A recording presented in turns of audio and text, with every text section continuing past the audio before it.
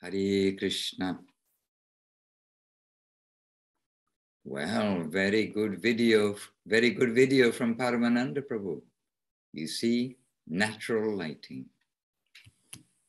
And Maharaj, I was just diving in the waters of Sweet Lake. Okay. And the waters of Sweet Lake have come to you. Yes, and I found few residents of that lake. Rai Lindbergh, otherwise known as Rai Kishori Devidasi. And I was just about to leave, and then she said she has a gem that she just found in that lake, and she is very eager to share that, Maharaj.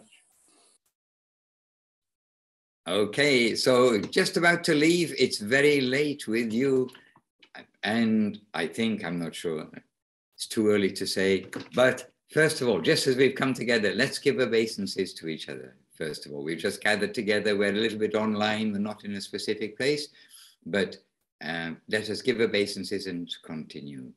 Vancha kalpatarubhyascha kripa sindhubhya evacha patitanam pavanebhyo vaishnavebhyo namo namaha. And Jai Shila Gurudev ki Jai, Shila Guru Maharaj ki Jai, Jai Rupanuga Guru Vaga ki Jai. So, we're in Sweet Lake City in the temple itself, and he's not in the temple. I have to get some spectacles so I can see. Anyway, please open your microphone, right? And please share with us. I have to put spectacles on to see all the small pictures. It's just in the studio, Maharaj. Dandavats, Maharaj. It's very early over where you are. I mean, it's early enough, but no problem. We are here all the time. Well, I was actually just speaking to Paramananda, but he decided that I need to share with all, so I hope that it will please the devotees. A couple of years ago, actually, I mean, this is an ongoing subject, as all good subjects are.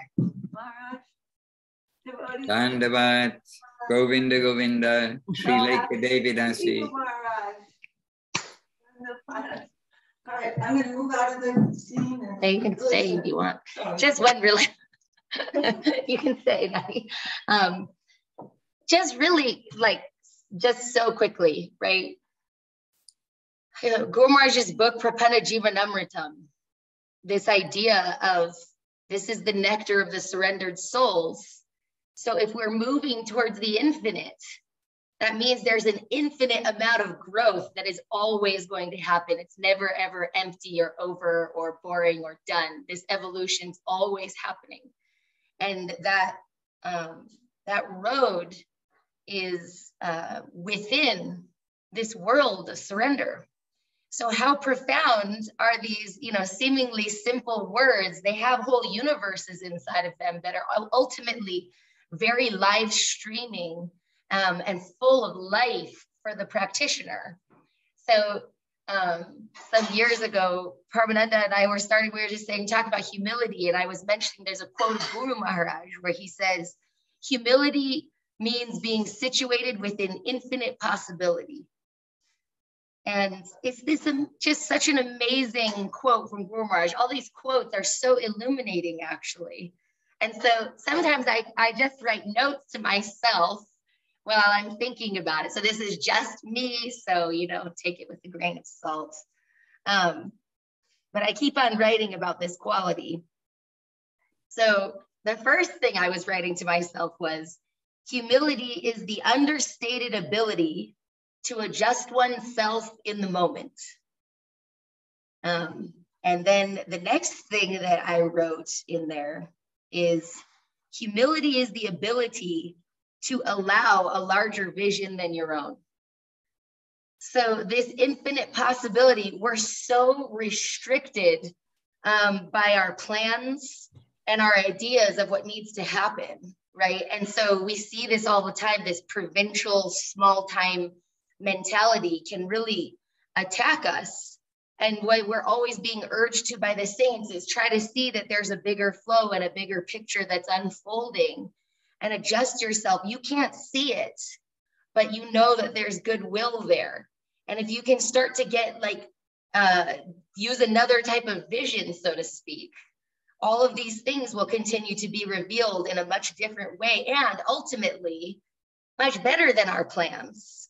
Not just, you know, that our plan didn't happen and it's so sad and we're full of anxiety, but actually that it's so much sweeter and so much broader, and so much more accommodating, right? And then there was that quote of Guru Maharaj that I really like. He goes, "You must become acquainted with that land that is truly liberal, and then that liberal land will want to extend itself to you," right? So we want to be accepted somewhere that's open enough, right? That has enough space. Guru Maharaj is saying when we come into contact with real faith, it will always be more expansive than it was before. That's how we know it's actually faith, right? That all horizons are continuously expanding. Not that because we've come into contact with something great, you know, that we're feeling very judgmental and we're stuck in a really small viewpoint. No, it's the exact opposite. And we'll feel that feeling landing in our heart, and it's a relief. So just that one thing, Maharaj, gives me great hope and excitement in spiritual life. I'm not very good at counting, but I'm sure that was more than one. It's because I'm very bad at restricting myself with words, Maharaj. So please forgive me. Actually, I would really appreciate if you have those like right in front of you, or easily can do, just drop them in the chat box, because they're beautiful quotes. And just who said which one? Oh, well, those are just notes to myself, but I can write in the chat box Guru Maharaj's quote, which is, "Humility means being situated in infinite possibility." It's from Guru Maharaj's words. And I can find the page number of which book it's printed in. Sudarshan has it memorized. Sudarshan Prabhu has memorized because he's quoting so often. Yeah, he really likes that quote. And there's so many quotes of Guru Maharaj that, you know, we're spoiled by, actually. Like, you know. And absolutely original, like from realization. I mean, it's even like too low a thing to say realization. Simply from the world of reality, from the world of fact, telling us from that world. And there are so many, and because we know who is Guru Maharaj and Gurudev, then we just obviously automatically accept it. It's just wonderful. And this is the great thing about, we've got a source where we know everything is like 200%, and it's just fact. And when we get, you know, hear some of the things from some places, we wonder, is that what Guru Maharaj would say? I mean, is it right or is it wrong? You know, maybe it is right, but when it's something new, we always have to start to kind of look to our gold, the gold stamp, the guinea stamp, as Guru Maharaj would say. You know, is it actually stamped as really the correct conception? So, right, thank you very much. It's true. It's really, to say that it's like in contact with reality. I mean, what else can you say? It's so amazing. Sometimes when I'm reading Loving Search for the Last Servant, Guru Maharaj summarizes the entire Bhagavad Gita into one sentence. Everything is quite all right. I need only adjust myself, right? It's like, you know, we've been reading Bhagavad Gita here in Salt Lake for maybe once a week for maybe, I don't know, 10 or 15 years. Is it ever going to occur to me that that's the summary of the Gita? Of course not. It's like, you know, it's never going to happen. But because Guru Maharaj is so kind, it's piercing through all of these leaves and giving something condensed where you're going, oh, this is like all of these words. And the summary of these words is like truly, and it's not saying it it's like completely alive. So anyways, it's just so exciting. It is. and you were going to say, please. And oh, but it's like these quotes, they have so much life in them that's practical. So I think sometimes where you go, oh, you know, I'm seeing someone else doing something wrong, they need to adjust themselves. Well, then that means that this axiomatic truth that everything is all right, there's an anomaly. But then after a while, you'll start to kind of realize that the anomalies all day, every day, and actually I'm the anomaly. So that means that I need to go through an adjustment, right? Because that's like the kind of the ninja dancing of the ego, right? It's so nimble and so fast moving. So it's like, no, you're really good. Everyone else is so terrible, right? And like, you know, this, what is that sentence of Guru Maharaj? You know, the real wealth of the soul is to be able to see one's flaws and adjust oneself in consonance with what's actually occurring, right? So we hear these things and they are really kind of poisonous tasting to the ego, right? Like these ideas, you know, we hear them kind of almost like, you know, we get to quote them quickly, but what they mean is our whole life is spent trying to worship them, right? So, you know, die to live, something's gonna have to leave, right? Like progress means accepting something new and letting something else go. So that thing's gonna have to go at some point that we've been carrying that we think is so valuable. I think sometimes we think, oh, the thing I'm gonna leave behind is obviously like the ugly thing and the nasty thing, but it might be something that we think is actually kind of special. That's actually not that special, right? Because that's what the ego is always doing, is it's warping everything and all of those like stones. So it's to be practiced. And then you're not just saying cool, interesting philosophical words, but all of a sudden you're going, oh my gosh, what is this world that Guru Maharaj is talking about? What is this world of sweet mercy where, how is this coming out of his mouth to say that the summary of this scripture is to adjust yourself to a benefic flow, to an affectionate God who loves you more than you love yourself. If only you could acquaint yourself with such a world, you know? So it's so profound and practical, right? We can do it in our real lives. We can hear something coming into our mind and we can feel the anxiety and the disturbance that comes from getting that information. And you can immediately see, oh, my mind just decided what needs to happen and it might not happen. Now I'm disturbed. Or you can go, oh, this thing came to me. The Lord wants this to come to me. I'm meant to see this thing. It's not accidental. It wasn't that I was so lovely and great. Everything was going really good. And then, oh, this thing happened. And then it's a little more profound instead of just these never ending, like kind of stimuluses that are occurring. And then we just have this kind of fantasy of spiritual life being like, wee. And that's also like, you know, gives us a gauge, because I always think of Prahlad Maharaj. Prahlad Maharaj is getting the most extreme circumstances to him. His father is trying to murder him for having a different conception than him, right? And in the most dramatic way. And Prahlad Maharaj is feeling no disturbance. And we're hearing in the world of devotion that this is, you know, more in the beginning, so to speak. So what does that allow us to know? It lets us know how far we are from the very beginning of devotion. He's not disturbed at all. And then what else do we get to learn? Oh, these obstacles, these hellish circumstances are revealing what's inside of the heart of the devotee.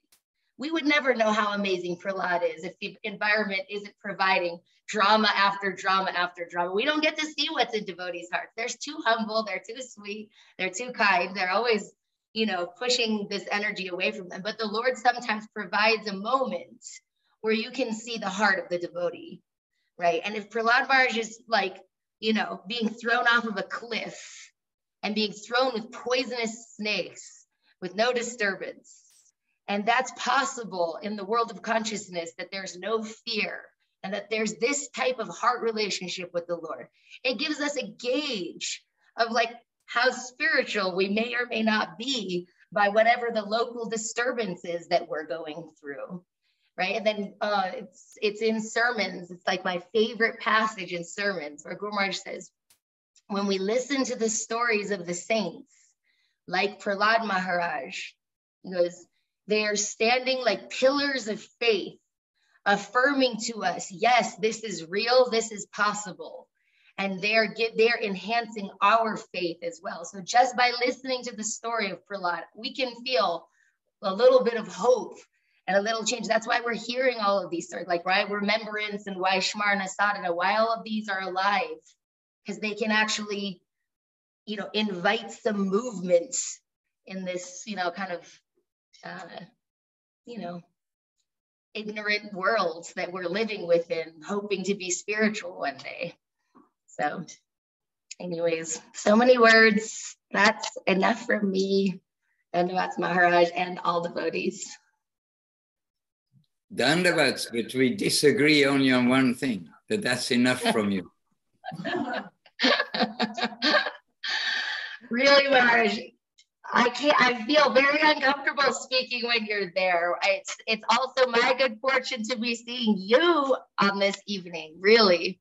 And Paramananda Prabhu and Praneshwari, there's so. Maybe you can share something, Maharaj. Maharaj, What? if you check the chat, the source of the first quote that she mentioned is there, so you can expand. Or, Rai Kishori, if you want to read it, is in the chat. I think Rai Kishori, she hasn't said enough yet. I think we should hear her read it, because this has also struck her heart. And I've discovered something this morning, which I didn't know until I met you all. That is, I've got a sore throat. By the way, from Harinam Sankirtan. Yeah. But I didn't know I had a sore throat this morning till I started speaking to you. Harinam will do that. Please do so. Srila Bhakti Rakak Sridhar Goswami Maharaj, Sermons of the Guardian of Devotion, Volume 2, Bhajan Real and Apparent. Devotee, my friend was relating last night that you once said, humility is accepting no position. Srila Guru Maharaj, yes, no position, because a servant has no independent position. His position is always on the command of the master.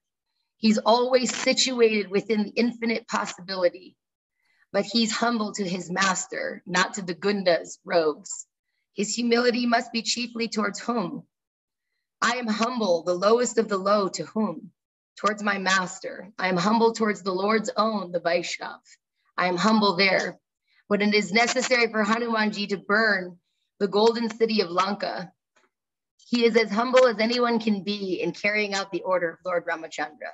He is fully given, wholly surrendered. Humility, in other words, is surrendering. Humility means no opposition to the command of the master, who is related to Vaikuntha, the upper section, not the ordinary street zone or tiger or serpent. Humility does not drag them into the relativity of the serpent, tiger, or jackal. Their real relationship is with the Vaishnava. That is the plane where the devotee takes his stand. He's concerned with the Vaishnav, and humble means that he does not resist his master's instructions. Without opposition, he carries out whatever order comes to him. He is humble. He possesses humility. He is not sitting on a seat of prejudice. That's an amazing sentence. He's not sitting on a seat of prejudice. If we're honest with ourselves, we have almost unlimited layers of prejudice that are attacking us at every moment, right? That's what the mind is doing. It's distorting what actually is all the time, right? And so this idea that I can be connected to something wonderful that's greater than this vision that I'm stuck within, right? That's like the real meaning of yoga, right? To actually connect, right? With what's actually trying to express itself, with what's actually going on. So, and then of course, it's even more mysterious in the sense that it can look the same on the outside, right? There are so many mysterious things in spiritual life. So on the outside, it can look humble and maybe it's not, right? And then on the outside, it can look humble, and maybe it is. And that's also this idea of trying to withhold some of this judgment that we're living within all the time. We don't really know exactly, right? That's, you know, because you hear about this with the very profound devotees. There's like this kind of uncertainty principle that's going on, where it's like, does Krishna want this? I will try. I think he wants this, right? And then ultimately the environment reveals if the Lord wants it or not. But it's not that there's a sureness. It's not that we've captured what the infinite wanted in a situation and now we're just some strange kind of bot that's executing. How could we possibly know, right? Humility is not in the standard to the mad people. A madman has no standard of his own. So humility means to have a standard from the standard world. Do you follow? And I love how Guru Maharaj is saying this often in his speeches. He will ask them, do you follow? Do you understand? Do you know, he'll question them. I can't even imagine, Maharaj, you have the real experience, but every time when I read that, I feel like a terror. You know, would I have to answer like, no, I don't understand, right? Because we get this amazing chance to listen to the answer so many times, right? Whereas if that person was sitting there live, right, you're getting hit with like a completely different answer than what you were predicting. It's that fresh. So I can't imagine the experience of Guru Maharaj saying, do you follow? But I love hearing where they're like, maybe like this, you know, and then, you know, then the conversation continues in these books. And Guru Maharaj, he understands if you follow or not. And so often a devotee, I mean, sometimes you'll see or hear on a tape that the devotee is saying, yes, Guru Maharaj, more or less like that. And then Guru Maharaj understands, no, they haven't got it. And so from another angle, expresses the same thought with a different analogy or in a different way. So, yeah. We, by the grace of the Lord and Srila Guru Maharaj, we have been the recipient of such things. And it is, I mean, it's so like intense because Guru Maharaj, we can say, okay, he's speaking, but he's transmitting, he's a giver. He's a giver of Krishna consciousness. And it's not only that we must be with him. And this is why the books, they are so kind of valuable. They are not kind of, the books are so valuable. His message is valuable because his teaching is very living. And so we must try, as always I want devotees to try to understand the nature of Guru Maharaj, the nature of Gurudev. Try to understand what they are transmitting. And we need to transmit what we can of what we collected. And especially what we can is to point to them, hear from them, see their message. And try to assimilate, which is the very thing that Rai Kishore is pushing to us, transmitting to us, that we not only have the words of Guru Maharaj and Gurudev, but assimilate and feel and make our life follow all of this. And be careful, because it's a world full of crocodiles and all sorts of other things. Even wild boars. Wow.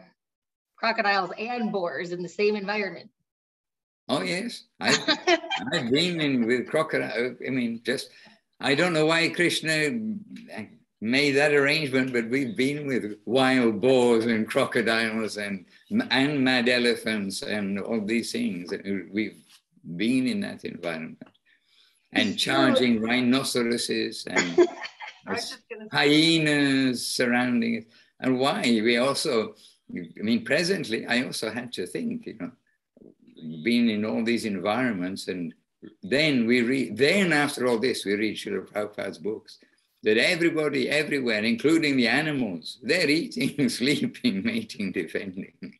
They're growing, they're born from nothing, well, not nothing, but from the seed coming up, and then born, growing up, maturing, multiplying, dwindling, dying. Then it's just a different way that the animals and the people are doing it. That one eats another. I mean, all I can say is that we saw that. And it is this analogy which is given, that it is a dangerous jungle that we are going through of life. The life is a jungle we are going through. Coming to the religious understanding, when we try to find out how to get out of this birth and death jungle, then it's a very dangerous jungle to traverse. We need somebody who knows the track and who can protect us along the track, show us what is the real light at the end of the tunnel and not the illusory light. Oh, come here, come this side. Oh, look how wonderful is this place. There is a quote from Guru Maharaj where he says, your modesty will not be room for your disqualification. Yeah, I just heard that also. And yeah, okay, stop there, don't rush on. Modesty will your modesty will not be room for your disqualification. Will not leave room or be the room. Be room.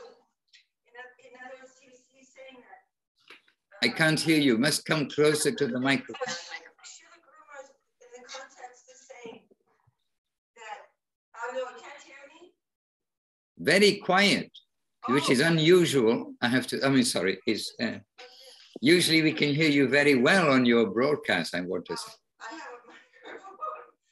But he's saying that it's not that, he's saying that Pratapa Rudra's modesty in sweeping, that is what attracted the heart of Mahaprabhu. So he's saying, like, think of yourself always as the lowest, the servant. He said that modesty will not be seen as a disqualification or something that will cause you to be rejected. Rather, always take the modest road and try to go on in this road. Don't look for any grandeur or anything. Always look for the serving mood and worship the friendly mood. Worship Satya, Sakya. You're worshiping that, but always taking the modest position. He said that's not going to be a cause for your rejection. Not to worry about that. Okay, got it. And I was thinking of it because you were mentioning all these different jungles, right? Which that's a perfect analogy, right? Whether you're actually like in physical discomfort or whether there's a million ways to suffer in agony in the material world and stuff. And there's a world that's being communicated that it's not just cessation or relief from agony, but that's full of life. And Guru Maharaj would say, you are not unknown by the higher quarter. They know you. And your modesty will not be room for your disqualification. It's their job to pull you to the service that you're supposed to do. So you don't need to push into the world of service with the same mentality that you've been pushing into every other space in your life. And it's like full circle with this idea of Bhagavad Gita where you adjust yourself.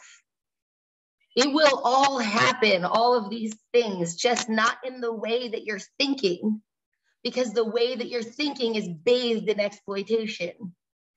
So there's a vision that you can't see because we're talking about a dedicated world from an exploitive mentality. He's saying just start to adjust yourself.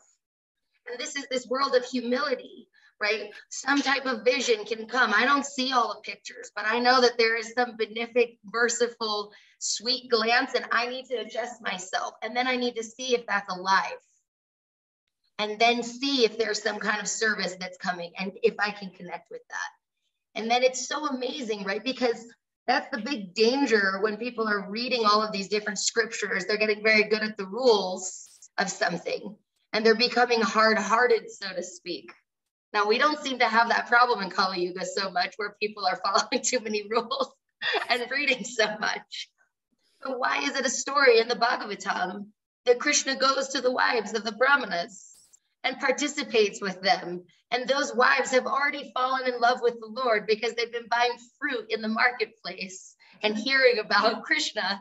So much so that when this Vedic sacrifice happens, that they break all of these rules of the sacrifice because their hearts are so charmed, right? Ultimately, everyone is really hoping to come into connection with something beautiful, not just that they can say a bunch of cool verses and Guru Maharaj said this, but actually connect with the spirit of that service world that is really extending itself at all times. And the only reason that we're not participating in that extension is all of this mess that it's for me, right? All of these little plans, this little like strange, like, you know, if you think about how big the universe is, and that Mahavishnu's floating in this ocean and infinite universes are coming like mustard seeds. This ego is a serious problem, right? It's like we are so tiny, right? We're just this like fleck of dust in a city with a flecks of dust, and the city is like a tiny little dot on one little planet that's like spiraling around. There's like billions of uncountable galaxies. So that's like the war that you're dealing with. Like, how nasty is that little aggrandized ego? It's just like, no, it's supposed to be like this. The infinite can't do that. How could we possibly put these restrictions into the upper world? And constantly, right? That's the way it's supposed to happen. And it's like, no, Guru Maharaj is saying, no, it's happening. It's a mountain of ego that's stopping you from participating in something that's amazing. And, you know, all of these things, there's endless illumination actually that's going on, right? Every day, every moment.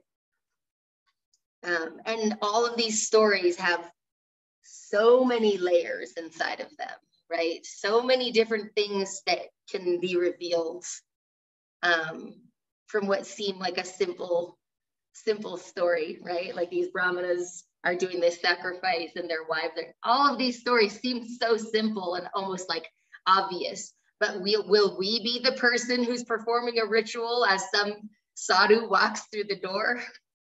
Right? Like, oh, you know, that would be so terrifying. Will we be so arrogant when a sadhu comes that we won't be able to perceive, you know, that's, you know, to keep those qualities as an ideal to worship and like so carefully, right? Because this sort of distortion of what they are is organic in a distorted mentality, right? And so like that, keeping it clean, so to speak, right? You know, because we don't want to, you know, the obvious thing is that you're going to sway right to the other side, right? And this is talked about in Upadeshamrita, right? So here you are becoming hard-hearted. This is like one extreme. You have all of these tapasyas, you know how to sacrifice, and then you're losing the heart of the thing. And then you're saying, oh, it's all just loving affection and heart. And then it's becoming another thing again, right? It's both are possible. And we're swinging at a very dramatic speed between basically bhakti and mukti all day. All day we think like, oh, you know, like bhakti is for someone who's on Wall Street that's like making millions of dollars every time they trade. And mukti is for someone who's like in India wearing, you know, some kind of orangey red color. But, but like, they're not. It's in every decision. Oh, I want that for me. Oh, I'm trying to exploit that. Even if it's just eating something, if it's not offered, right? And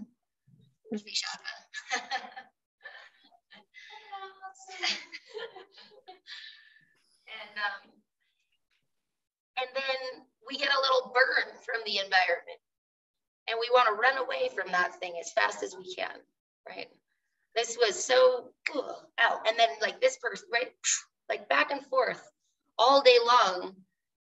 We're just switching between those. And really like this other path, it's such a mysterious path that's saying actually, it's not in enjoying and exploiting things. It's not from running away from pain and cessation, but it's true deep connection, free from all these fetters of selfishness, right? And the food for those people is humility, atma-nivedana, accepting what is favorable, rejecting what is unfair. There's tons of motion. It's completely open to this divine will. It's contributing at all times, and it's dancing ultimately, right? It's that positive of a movement that it's always contributing in an ever, right? There's a thing in space, it's called a quasar. It's like mysteriously grows and gives out more energy than it takes in the universe. It's this idea that, can we try at some point, at least to have the ideal, that we will try to give more than we're always just in this kind of mosquito-like mentality on the world. And that, it sounds so terrifying to the world of ego, right? Sometimes even when you're reading these things where Guru Maharaj is saying, like, actually your job is to be a slave to the master. And because that word is so extreme and it symbolizes the lowest thing in material energy, right? Because freedom is the most beautiful thing, then slavery is the lowest thing until it's not, right? Until it's actually the most beautiful thing, right? Because it's in consonance with what is actually flowing. So these extreme words that Guru Maharaj uses, and he uses them extremely consciously. Think about all of the vocabulary of Guru Maharaj is, so erudite, right? So knowledgeable, so this title, all of these things are so significant, actually. So he's given this title, Shastra Nipuna, like one who understands the ocean of scriptures and can condense that. And, we can hear this comment so many times, oh, Shastra Nipuna, but once you start to take a little read and you're going like, it's actually starting to sound kind of confusing, and there's a lot of rules, and maybe there's conflict in these rules.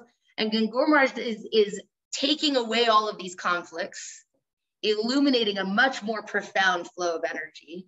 And then we get a tiny, tiny idea of how amazing that title is to give, right? Oh, this type of understanding of the ocean of scriptures. And then this is his answer to this question. And I thought it was so simple, and I can listen to this answer for the next decade and feel some movement inside of my life. That's the amazing, the beginning of the attempt of how merciful a saint is, right? It's not like he has to do those things, right? We're not giving him anything. That's the other thing, right? Like, he doesn't need us to come give him a cup of water. He's very self-satisfied. And coming with all of these disturbances and all these questions, and then that is what's coming from his mouth. So affectionately, we get a little idea of this idea of beauty over power or mercy over justice. How sweet that is. Okay. Everything is the divine will of the Lord. And we're very happy to have Rai Kishori as our special guest sharer and speaking a little bit, but our special guest sharer today. And this is only a fraction of the flow of the enthusiasm of Krishna consciousness coming from Sweet Lake City. So very, very beautiful. And she's giving all us of homework.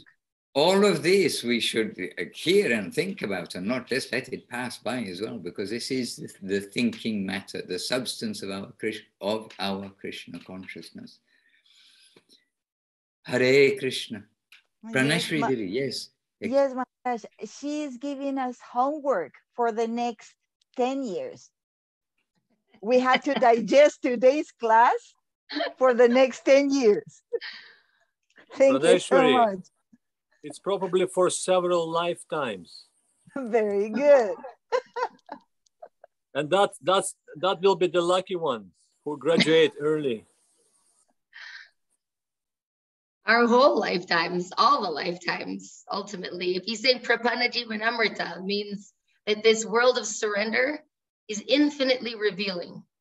There is no end, right? There's no cap. There's no cap on what humility has inside of it. It's so valuable that it attracts the attention of the upper worlds, right? We keep on thinking that we have to do all of these things to attract the upper world, anything but adjust ourselves internally, right? Everything, we can look good, we can do all this, we can look like all these works, anything but actually adjust that internal place. But humility is so valuable that it has the ability to actually call that actual desperation. That's what's attractive, not our arrogance or our manipulation or anything like that, right? So it's all the lifetimes in that direction. Sometimes that's how I see it. Okay, I would like somebody to continue speaking because that will save me, by the way. And I'm going to be the happy hearer today. Out of time, place, and circumstance. Everything is favorable, and I'm adjusting to my sore throat, time, place, and circumstance. Maharaj, a special dandavas to Divya Shakti, who has joined us, and to Dandi Maharaj, who is also with us. Dandavat, Dandavat. And Paramananda Prabhu is already on the spotlight, so he can take over.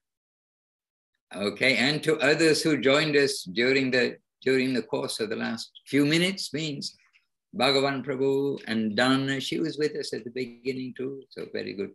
Radha Sundari joined us. Achyutananda Prabhu joined us. Darshan is also here if you would like to see him. Sudarshan Prabhu. Okay, anyway, I'm retiring from speaking, and please, amongst Praneshri is an extremely good MC. Over to you, Praneshri Devidasi. Maharaj, we have here a wonderful soul. Here is our Sudarshan Prabhu, so we can listen to him right away. Now we have him live. I've been seeing you also live, but as a time gap. As Rai knows, I've been listening to your Gita class of this last week and happy that it's posted. They're not all posted on the, they don't, somehow or another, they don't seem to get posted on Facebook always.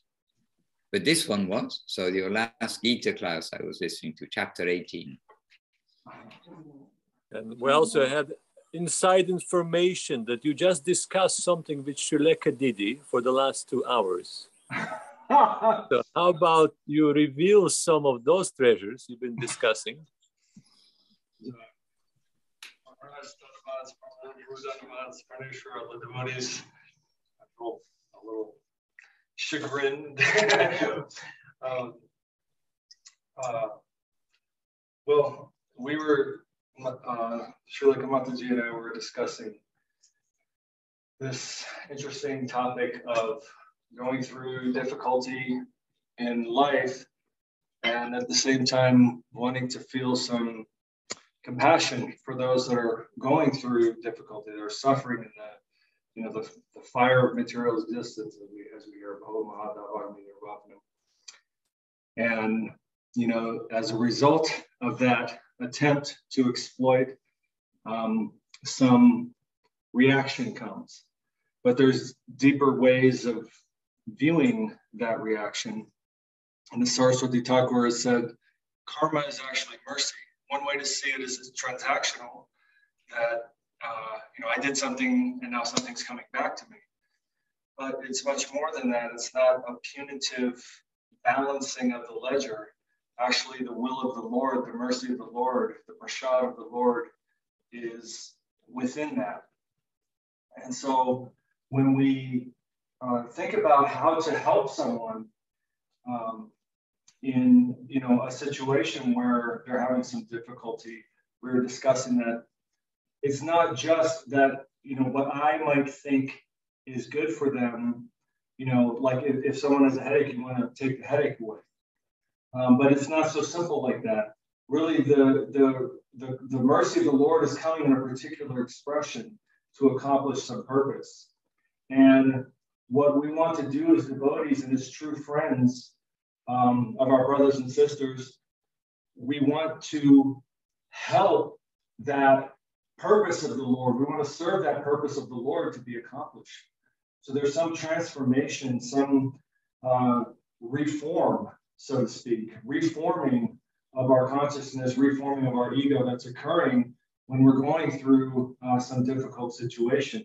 And to show true mercy to someone is, of course, not just to say, hey, deal with it, but at the same time to try to help with some idea that we're going to advance the purpose of the Lord, not just to take away whatever our mind might think is the problem. Because we may not understand what the problem is, and we may not understand what the solution is, but we're always, checking in with the higher order that purpose be achieved, and that we're serving that, not necessarily what we might think is good for the person.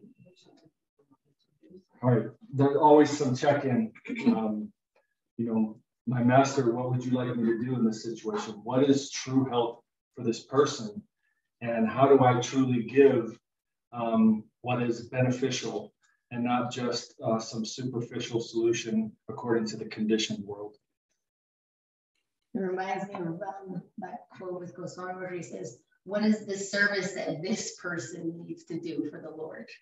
Right? Like you're listening to them, like, how am I supposed to help you do what you're supposed to do? Not do what I want you to do or what like this is, but how can I assist you on your journey of service? So you want to sit here? Oh. Well, so I was, sorry. Can you hear me, Maharaj? Yes, very loud. No, good. Please keep going. Please keep Can going. you hear me? So that conversation started because I have, I'm always kind of feeling a lot of too much what other people are going through. And it's a problem for me, kind of. And so Sudarshan was trying to help me with this.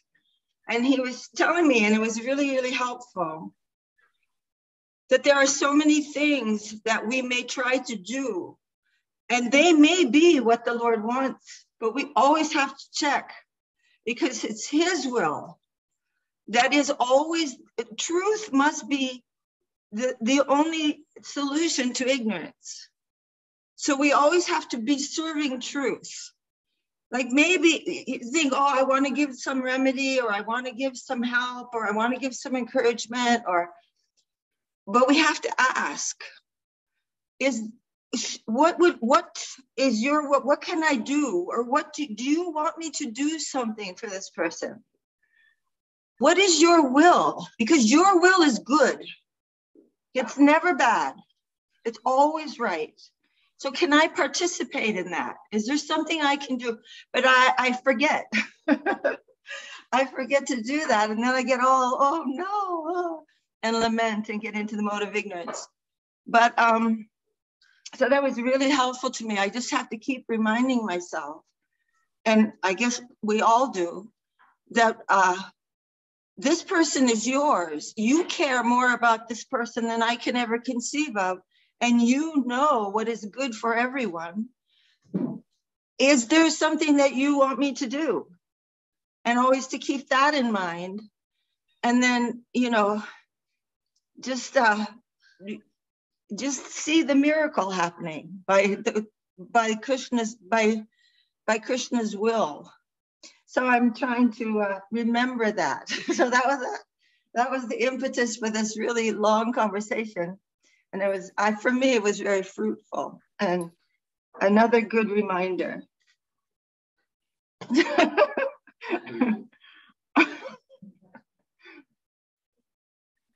Jai, if you're wanting a comment from me, Praneshri David S is our MC right now. But I had also a thought that we are in Salt Lake City, and it feels like really we're getting some. Today is like the Salt Lake City. Let's hear from Salt Lake City. Automatic flow coming from above.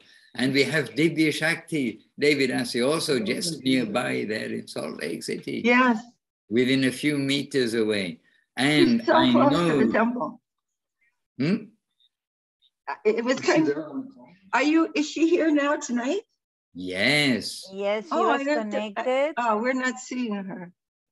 She was connected, but she got disconnected. Oh.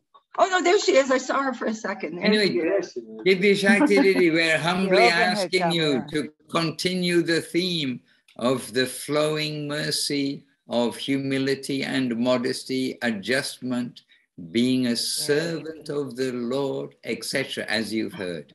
Divya, from your life experience, please share something with us all. And open your microphone so we can hear you and not only lip read. Click. Jai, yes, we can hear. Dandavats Maharaj, and Dandavats to all of you, and Dandavats to you, Sri Lekha Didi, and Dandavats to Sudarshan, and We can see you from up here. Dhanavat. and Indulekha, and everybody watching tonight. I'm just, it's just so nice to have you all here on Back to Bhakti Basics, and I'm here, but you're there, and we're here together. I just came back from out there trying to distribute a few books and some other books. And I came back, that's why I was in the car. I was just chilling out a bit, but Rai was talking about humility, you know, and this beautiful book, I love this book to give it out, this Ocean of Nectar. And when I give it out, I tell people it's all about transcendental sound vibration, the holy name. And it's such a beautiful book to get reprinted. I really would like to get this book reprinted. It has the whole Shikshastakam prayers in it. And it's just very wonderful. And it talks about divine sound, primordial sound, and Srila Rupa Goswami. And it's really beautiful. It has the glyphics of the, you know, the Maha Mantra in it, which is really nice, because I tell people about the Sanskrit, like Sudarshan Prabhu has taught me about the Devanagari. And so when they take this book, it's all right here, you know, Trinadapi Sunichena. But like when we are going through things in our lives, we really have to try to practice what we preach. You know what I mean? That's the thing. We can know all the scriptures and, you know, say all this to everybody, but, you know, when you come face to face with really trying to put it into your life, that's the big test, you know. So I'm praying that I can really try to do this. I mean, it's enough, you know, you get slapped around a lot outside with a lot of people that you come in contact with. But when you're home with the devotees, it's another big test. And we always have to try to practice what we are preaching, not just read the books, but really take it into our hearts. So I'm trying to do that. And the more I distribute them, the more I have to know them. And it's just very beautiful. So I'm really grateful that I'm still trying to do this service, because I still have a little energy left. It's actually not so much, because I had to stop today. I said, my God, I'm exhausted. So I'm just trying to utilize a little bit of energy and just try to keep doing this service, because I don't know what else I can do in my life, you know, but try to distribute this mercy to others and just give them the books and the books from the saints and talk about the saints and the Vedas and everything. So I'm just really grateful. And I hope we can get some more books printed. Rai, I wrote you a little note. Oh, actually, I thought about it, about going in on the getting more books printed, because we need more books printed. And anyway, everybody should read this book again, Ocean of Nectar. It's very beautiful, great for distribution, all about transcendental sound. It even talks about Christianity, and Gurudev liked this book a lot. Dear Divya Shakti, there is a question in the chat from Chintamani Devidasi, and she's asking exactly that. Where can I get copies? We have to for make distribution, or how do we make it happen? We can donate for Well, to print books. Right, Srila Janardhan Maharaj, he's coming back on the 17th of May. So I have to inform him that I want some more books printed. I just sent a book to Rupa Vilas, right, in the Philippines. I sent him affectionate guidance the other day, but it was my last one. I mean, I have one for myself, but I sent him one, but I'm getting out of some books, and we have to ask Srila Janardhan Maharaj. I spoke to Chinmoy, and he told me that how much they cost, and he's the seller. I think we have to go through I have to go through. I can give a little update on this because we've been working on this a teeny bit with Kumkum Didi. We now have a list of books that are available in North America. And we can send that list to Praneshwar Didi and send it out so that everybody knows what can be ordered now. And we're trying to get a list of all the books that are available around the world so that we have a consolidated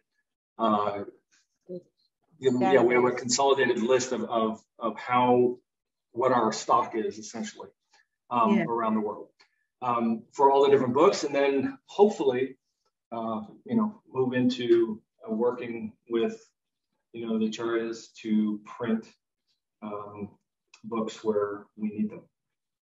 But we do have a consolidated list for North America right now of all the books that are available, and we can send that to Praneshwar to send. So when do you think this will happen? How much money do you need and everything? We have most of the books available to just order. Yeah, most of there is. So I'll send a list. It has a suggested donation for the books, but most of them are available. There's a few that are very low or out of print, but for the most part, there are books to order. And Janardhan Maharaj is organizing Chinmoy and Mahamantra to work on the books that can be printed on demand online.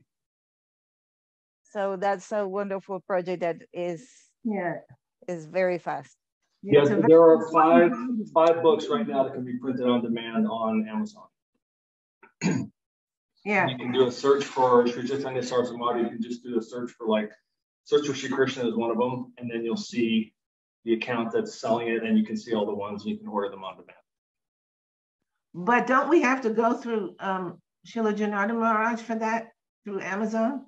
No, you can just go straight to Amazon, and Amazon, he's already set it up with Chinmoy so that it's all set up with a Library of Congress registration and everything, and Amazon will just print the book as you order it and send it. Oh, so it's not cheaper if we go through Janardhan Maharaj, because I heard it was cheaper. Yes, it is cheaper. So Janardhan Maharaj is the seller or the author of the book, and so if he can order copies from Amazon for cheaper than a retail person would. So if that's an issue, definitely we can go through Janardhan Maharaj and print them on demand. They're like $5 a book, I think. If you go through Janardhan Maharaj, and then like $20 or something if you print it individually. Very good. So Chintamani is just waiting for Srila Janardhan Maharaj to return from India. Well, he just got there. Just 3 weeks. Just 3 weeks. Anyway, my dandavats to everybody. I'm praying for Srila Janardhan Maharaj and all the acharyas over there now in India and all the devotees in Ukraine. And anyway, we think about all this every day, but Krishna's in control, so we just have to keep going on, I guess. Anyway, my dandavats to everyone. Dandavats. Just wanted to say it's very charming and sweet to see a devotee running out of preaching ammunition, and how much anxiety is there in Divya Shakti's face and the voice. Oh my God, I will have not enough books for distribution. Really, it's beautiful. Wonderful. And to the devotees on Facebook too, we have Jagamohini Devidasi with us, Seva Rupa Didi from Mexico is with us. And also Divi Shakti in stereo is with us. And Michael Madhava Prabhu with us. And that's what I can see. And all are giving obeisances into obeisances to you all. So they're happily with us. Oh, Braja Mohini, just this moment, it showed up on my screen at least. So also, I believe she's in Texas still. And she is with us too. I think Veera Chandra Prabhu is with her now. And okay. He was with us a few minutes ago, but yeah, I didn't get confirmation he'd arrived safely. So I'm very happy if to get news that he's there safely. Oh, Braj Mohini is saying yes in the text on Facebook. yes, Very good. Happy to know that he's arrived there safely.